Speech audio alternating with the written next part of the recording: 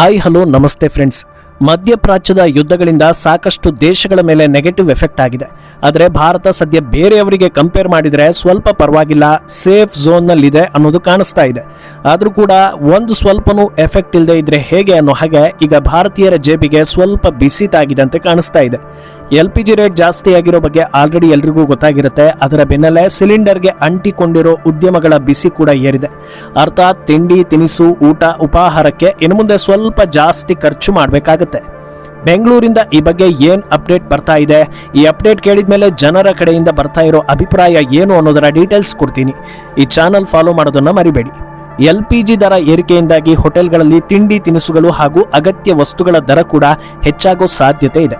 ವಾಣಿಜ್ಯ ಬಳಕೆಯ 19 kg LPG cylinder ದರವನ್ನ ₹115 ಹೆಚ್ಚಿಸಲಾಗಿದ್ದು, ಹಾಗೆ ಗೃಹ ಬಳಕೆಯ ಸಿಲಿಂಡರ್ಗಳ ಬೆಲೆಯೂ ₹60 ಏರಿಕೆಯಾಗಿದೆ. ಪಶ್ಚಿಮ ಏಷ್ಯಾದ ಉದ್ವಿಗ್ನತೆ ಹಿನ್ನೆಲೆ ಜಾಗತಿಕ ಇಂಧನ ವೆಚ್ಚ ಏರಿಕೆಯಾಗಿರೋದ್ರಿಂದ LPG ದರವನ್ನು ಕೂಡ ಏರಿಸಿದ್ದಾರೆ ಅನ್ನೋದು ಗೊತ್ತಾಗಿದೆ.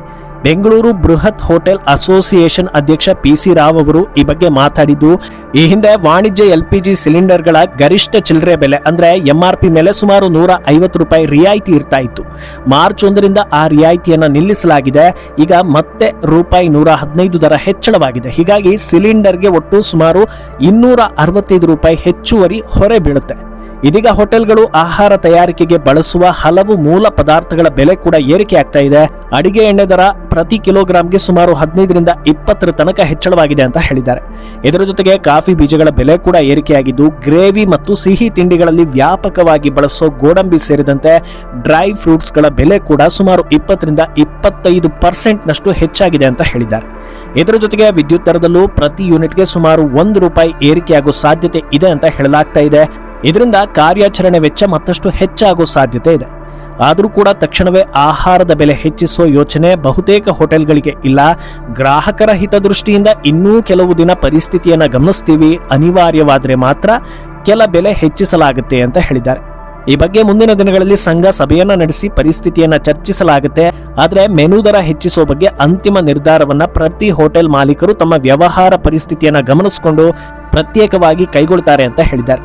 ಅಲ್ಲಿಗೆ ಒಂದು ವಿಷಯ ಕ್ಲಿಯರ್ ಆಗ್ತಾ ಇದೆ, ಅದೇನೆಂದ್ರೆ ಇನ್ನು ಸ್ವಲ್ಪ ದಿನದಲ್ಲಿ ಈ ಹಿಂದಿನ ರೇಟನ್ನು ಮೈಂಡ್ನಲ್ಲಿ ಇಟ್ಕೊಂಡು ಬಂದು ಟೀ ಕಾಫಿ ಅಥವಾ ಟಿಫಿನ್ ತಿನ್ನೋದಕ್ಕೆ ಆಗಲ್ಲ.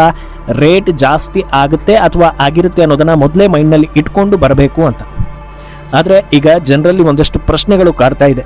ಸಿಲಿಂಡರ್ ರೇಟ್ ಜಾಸ್ತಿ ಆಗಿರೋದ್ರಿಂದ ಹೋಟೆಲ್ ಅಥವಾ ಕ್ಯಾಂಟೀನ್ಗಳಲ್ಲಿ ರೇಟ್ ಜಾಸ್ತಿ ಮಾಡ್ತಾರೆ, ಇಲ್ಲ ಅಂದ್ರೆ ಅವರಿಗೆ ಗೀಟ್ಬೇಕಲ್ಲ.